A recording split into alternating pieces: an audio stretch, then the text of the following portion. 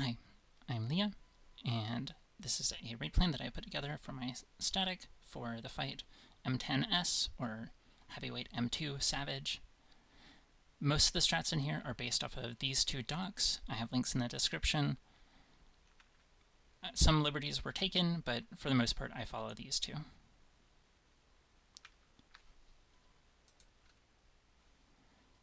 The fight starts against Just Red Hot, and the first attack is a shared tank buster.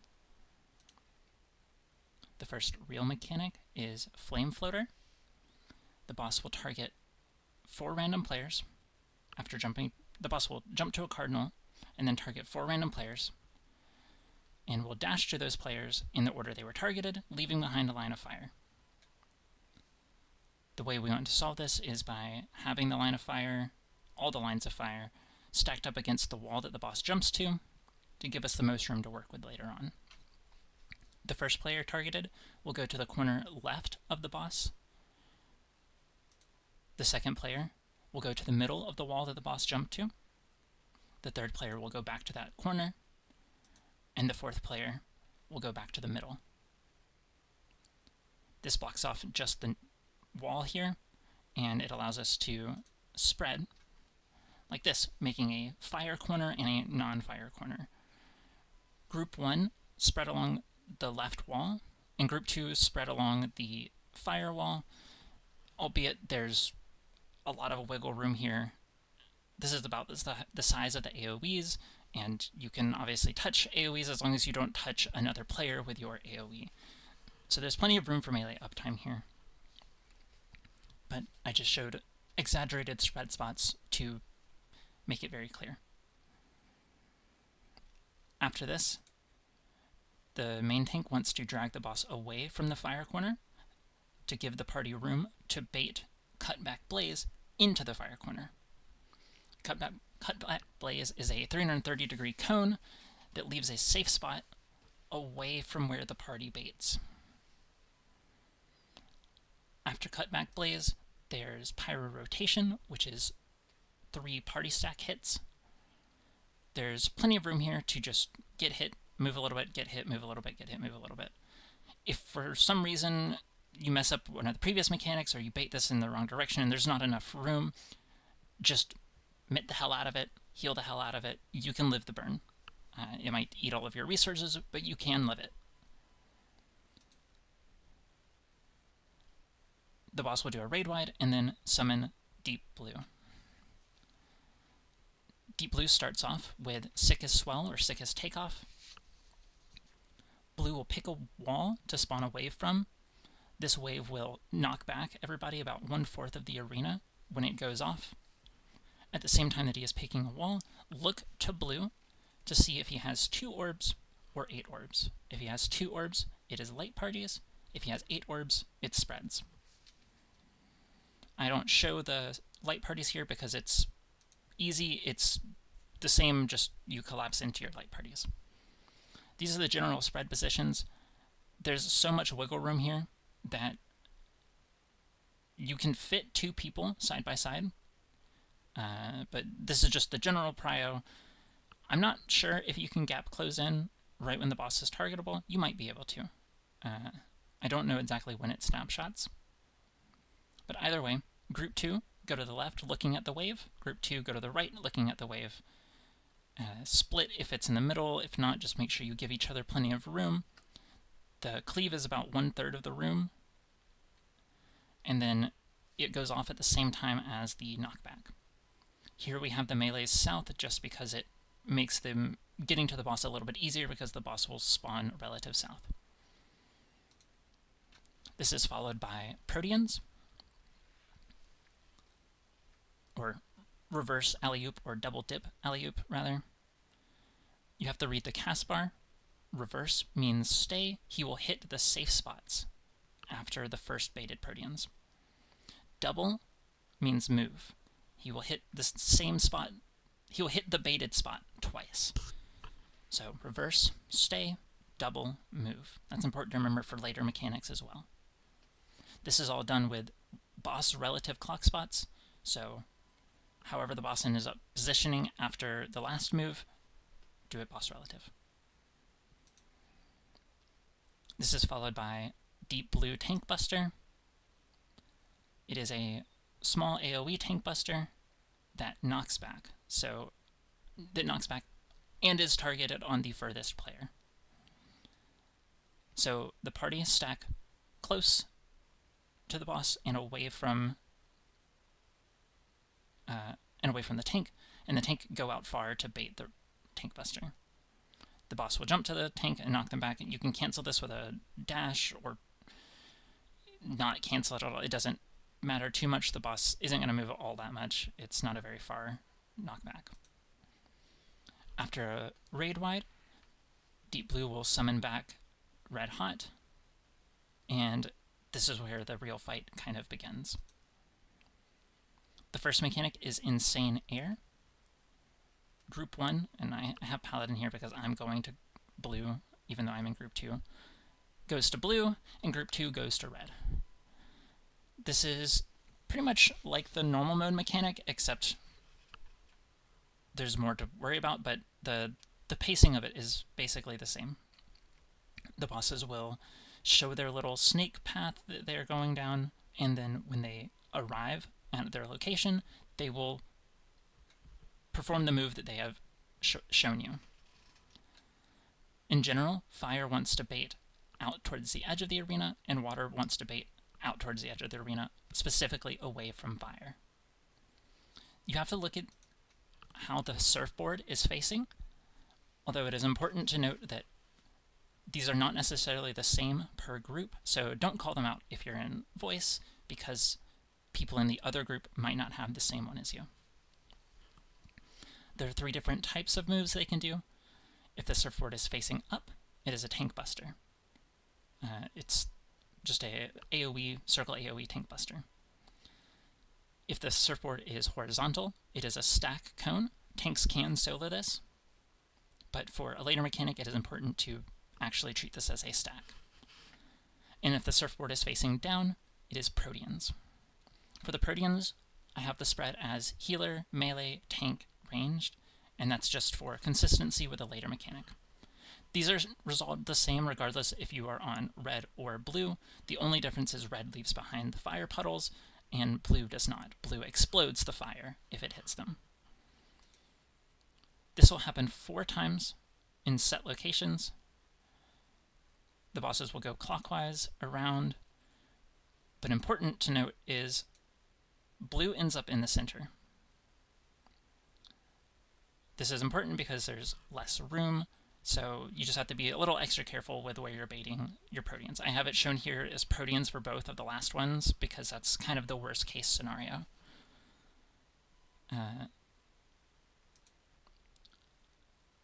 Other important note is just party stack is the same size as the individual, and just make sure you're not too close to the tank. It's proximity baited. I said I wasn't sure, but I am sure now. It is proximity baited. Let the tank be the closest, but don't stand on your tank or you will die. After this all goes out, drag them together and just be wary of any explosions that might be going off during this time. The next mechanic is water snaking and fire snaking. The bosses will target the 4 furthest players and give them a debuff. This debuff means you are going to be targeted by this boss's next 4 moves. Or next moves. These 4 players will be targeted by the boss's moves coming up. To keep people on the same bosses they've been on, Group 1 will instead go east near red, and Group 2 will go west near blue.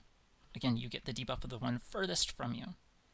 Once the debuffs are out, you can go back to your boss, and the mechanic can start. Starts with double alley-oop. The red party will bait fire puddles along the east wall, as shown, and the blue party will bait Proteans. Blue can either end up on the northern side or the southern side of the west wall, but he will always be on the west wall. Tank bait towards the inside, and everyone else bait towards the outside. Stack pretty tight, but be sure not to overlap each other, because you want there to be a decent enough safe spot that you can dodge into the safe spot after, shown by the tank icon here. After this, there's a shared tank buster from red, so tanks meet in the middle, drag the bosses together, but melees and dancer, be sure not to be standing with your tanks so you don't get hit by the tank buster. This is kind of where the fight gets really tricky.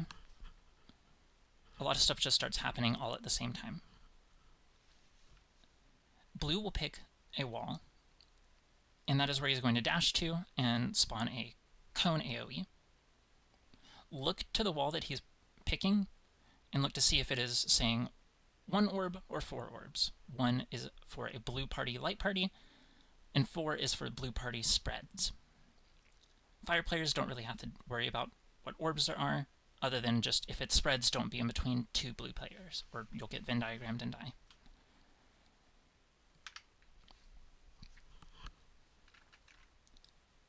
In this example, I have him choosing north, but he can choose either north or south. And regardless of which one he chooses, this part is resolved true north, because red party is already east, so we want to keep them east. I also have it showing spreads here because it's just the more complicated. If it stacks, it's easy.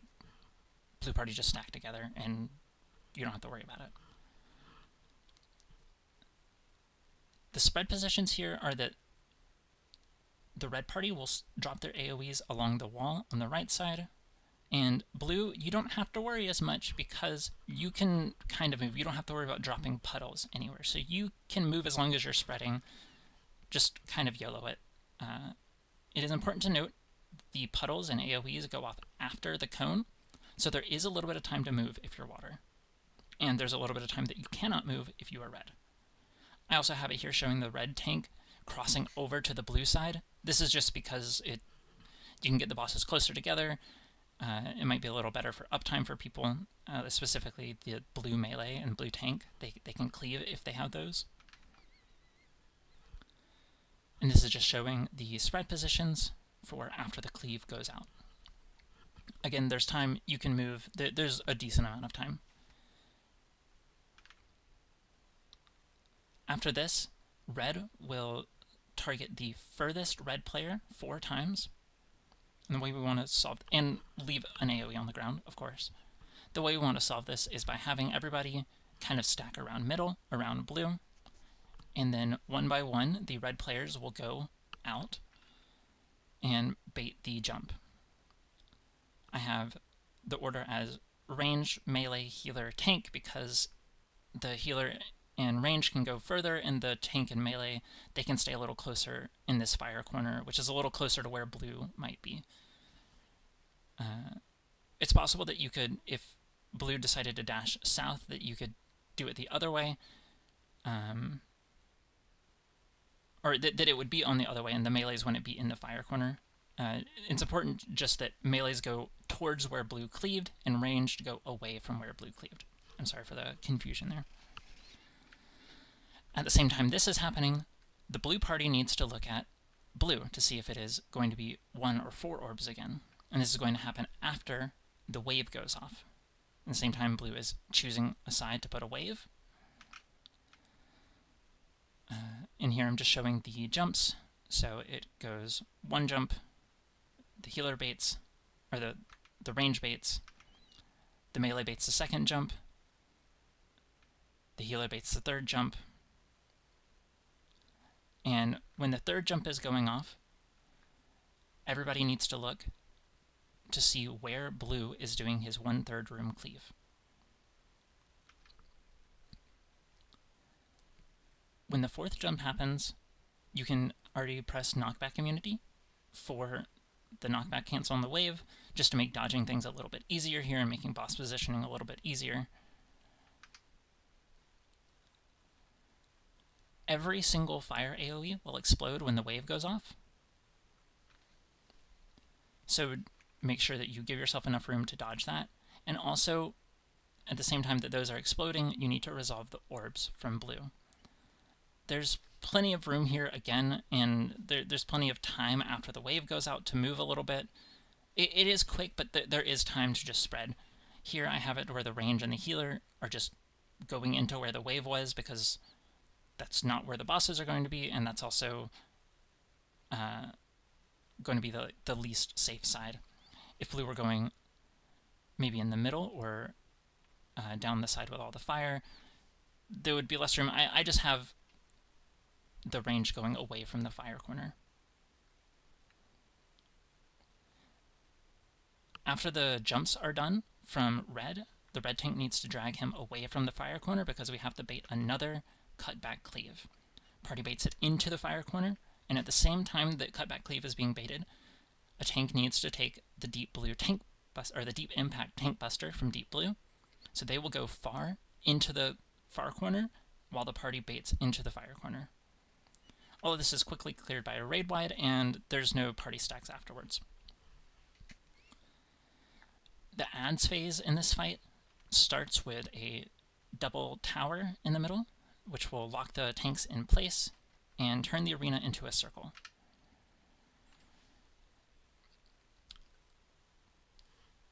The only mechanic during this phase is having tethers from either boss. They will target random players, and you have to stretch your tethers while being sure that you are either hitting the orb if you have the fire tether, or not hitting the orb if you have the water tether. If you hit the orb with the water tether, it gives it a volume down, and if you hit the orb with the fire tether, it does 15% HP. It's important because we have to kill the orb or it's an enrage. After the orb is killed, another important note, sorry. Save 2 minutes for this, generally. It might depend on your comp or your damage, or if you want to, but the orb is generally pretty easy to kill. You only have to do 10% of its HP because there are 6 tethers for a total of 90% HP. And it is better to just use your burst on both bosses. So save your 2 minutes until after the bosses spawn, but you can use your 1 minute or else you might end up losing the usage overall. After this, I don't know what to call this one yet. I call it Flame Floater 2 because that's how the cast starts for this series of moves. Red Hot will split the room in half with a Flame Floater down the middle. Group 1, go left or west. Group 2, go east or right. And then red will target all 8 players with fire puddles, drop them in the corners as shown with your typical clock spot color pair, or clock spot range pair. Color markers for this are not actually the same as normal. This was grabbed from the Chinese raid plan. I know NA typically does different markers. And then while you're baiting the puddles, blue will have jumped to either side. It is important to note that he can jump to either the right or the left, so you do have to know how to do both versions of this mechanic, because this is followed by blue doing Proteans. He will either do reverse or double. Double is pretty easy because it makes more sense, and it's just the same thing that we've done before for everyone. Reverse, however, it's easy for everyone except for the melees on the far side. They have to just remember to move into the overlap between their 2 Proteans because that is going to be the new safe spot. After the Proteans go out, it will hit a bunch of the fire, and there will be fire explosions, but do not dodge the explosions until after the second hit of the Protean. There is time. After those explosions go out, you have to bait light or 2 player stacks in the corners, and at the same time, blue is going to be stocking either 2 orbs or 8 orbs for light parties or spreads. Once you bait the 2 party stacks, look to see which side of the room blue is going to be cleaving from the wave. Dodge the wave and use your knockback immunity to cancel the knockback. And then dodge the explosions from the wave hitting the fire, and then resolve the stack and spread, stack or spread at the same time.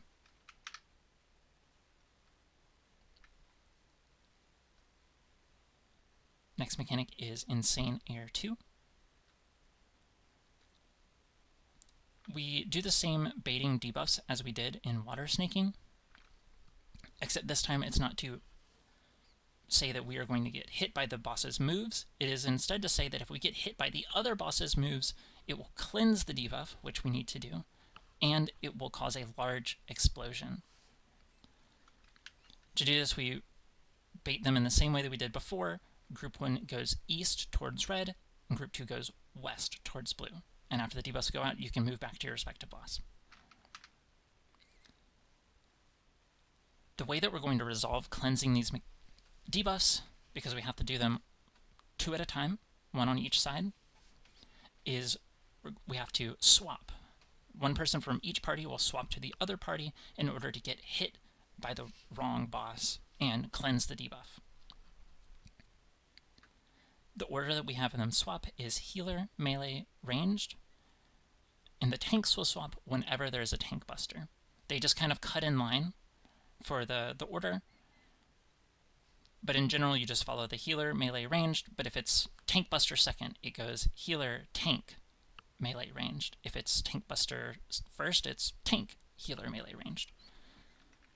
You resolve this mechanic the same way you do Insane Air 1, just with these swaps added in. The other important note here is that it will be the same on either side, so you can do callouts during this. It's important to call out like stack cones, healer swap. And again, as long as it is not the tank buster, just follow the healer, melee, range. If it is a tank buster, tanks swap. There will only be 1 tank buster, so you don't have to worry about getting 2 tank busters and how do we swap now. You resolve it the same way, except for these large defamation AoEs don't get overlapped. It's only really important for the final one, because blue is in the middle and red is in the corner, and for the tank busters, because the party doesn't have to be stacked with a tank, so just be sure that if you're not a tank taking the tank buster, don't be in the middle, don't get overlapped by the AoEs. And then the last real mechanic is double alley-oop 2. It starts off with Proteans. Remember to read the cast bar for reverse or stay. We go to our clock spots. This is true north clock spots because the bosses center themselves. And at the same time that we're baiting the Proteans, we are also baiting fire puddles on the wall. But they don't drop on the first hit, they drop on the second hit. So in the case that it is double and we have to move, we can't move on to another party member. We have to move all in the same direction, so we all move clockwise and drop our fire puddles.